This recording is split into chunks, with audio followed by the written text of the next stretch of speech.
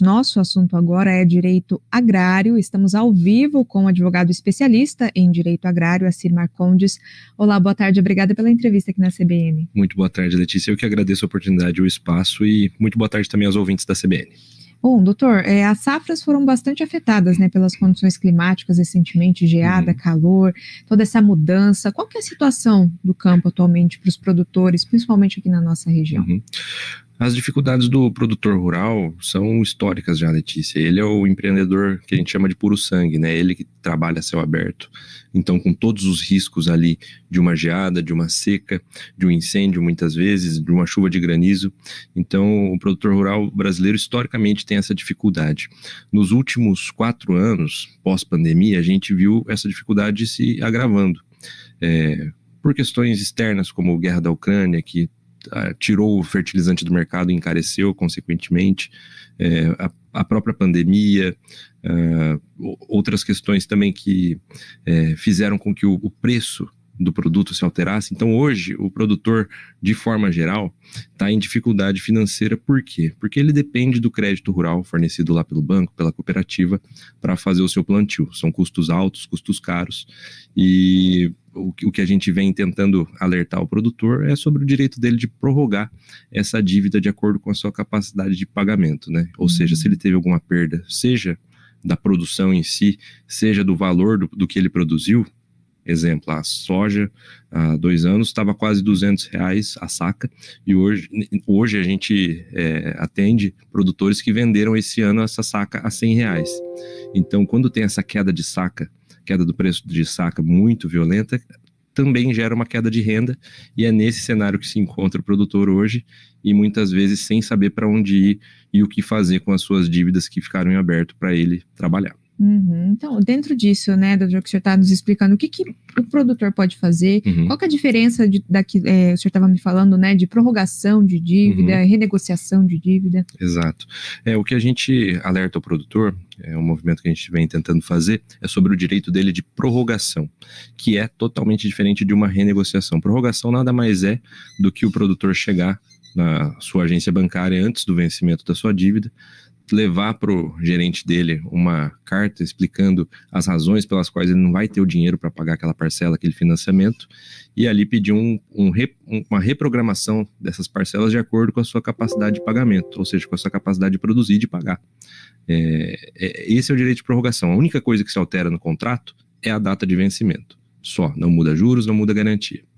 Agora, na renegociação, aí a gente vê o que é de fato oferecido para o produtor quando ele chega na agência sem uma assessoria jurídica. Muitas vezes o gerente o funcionário, enfim, vai enxergar essa oportunidade, essa perda do produtor como uma oportunidade de renegociar, aumentando a taxa de juros, o que é legal, e aumentando também as garantias, ou seja, pega mais um pedaço de terra, coloca mais um maquinário em garantia daquela operação, o que também é ilegal, porque a lei, no fundo, ela prioriza a produção rural, que tem tudo a ver com a nossa soberania, com segurança alimentar. Então, a própria Constituição já protege esse direito de se produzir e também protege esse direito de se pagar a dívida bancária com a produção, não com a terra, não com o maquinário, não deixando de ser um produtor rural. E então, na sua visão, o que seria mais vantajoso para o produtor? Hoje, na minha visão, o que seria mais vantajoso é que a lei fosse cumprida, Letícia. A lei é muito clara em prever esse direito à prorrogação. Isso já vem quase 60 anos, tá? São 59 anos que completa aí o crédito rural no Brasil. Então, nesses 59 anos, a gente viu uma lei muito sábia sendo construída, porém, muitas vezes sendo mal aplicada por parte do judiciário. Isso vem mudando, e também muito descumprida por parte dos bancos, porque no fim do dia, o banco não tem tanto lucro trabalhando com crédito rural, porque é um crédito subsidiado, é de interesse público que haja essa produção, então não é o melhor produto que ele tem para ganhar dinheiro. Só que muitas vezes a gente vê um desvio desse crédito para o próprio banco, ou a venda casada de produtos junto a esse crédito rural. Então, as práticas bancárias têm que ser mudadas, né? Não a vida do produtor que vem produzindo, está com a mão na terra e tem o interesse total de pagar suas dívidas. É importante a gente falar desses assuntos, porque a gente sabe que a maioria dos produtores rurais são pequenos produtores, Sim. né? E a legislação é muito ampla, né? Quando a gente fala nesse assunto, o que o senhor acha, assim, muito importante que o produtor precisa saber em relação à legislação? A primeira coisa que ele precisa conhecer é que ele é o personagem principal da nossa legislação. A lei fala do fortalecimento do pequeno e médio produtor, principalmente. Não fala de fortalecimento de instituição financeira. Então, ele tem que saber que ele é um dos agentes mais importantes da economia brasileira, porque é ele que gera alimentos, é ele que põe comida na mesa de todos os brasileiros, é ele que gera produto para exportação, para alimentar países fora aqui não o Brasil, né? É ele que tem essa missão de carregar o PIB muitas vezes nas costas do Brasil. Então, ele tem que saber que ele tem o direito de continuar produzindo sem ter que responder com a sua terra, com o seu patrimônio, que muitas vezes demorou gerações para ser construído, para pagar uma dívida que deveria ser prorrogada na forma da lei.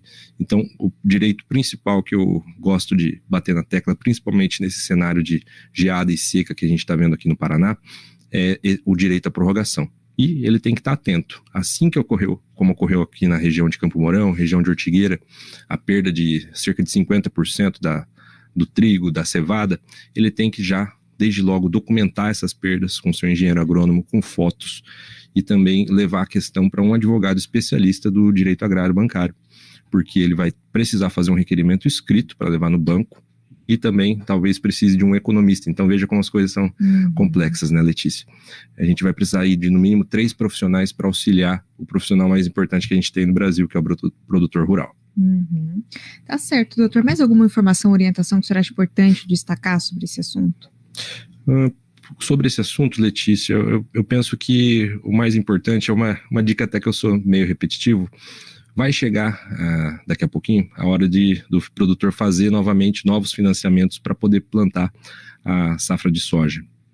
Nesse momento, o que eu tenho recomendado desde sempre, faça por escrito, de preferência com o acompanhamento de um advogado, a solicitação do seu crédito. Porque é nessa solicitação por escrito que você vai comprovar o que você pediu para o seu gerente, que foi um crédito rural, que era para trabalhar, qual que era a sua expectativa de produção e qual que era a sua expectativa de capacidade de pagamento. Ali a gente já começa a blindar o produtor rural de eventuais questões futuras que o banco venha a colocar no caminho dele. Tá certo, doutor. Muito obrigada pela entrevista aqui na CBN. Uma ótima tarde. Eu que agradeço, Letícia. Boa tarde. Nós conversamos com o advogado especialista em direito agrário, Assir Marcondes. Falamos sobre o direito agrário, a prorrogação de dívidas, crédito rural, entre outros assuntos.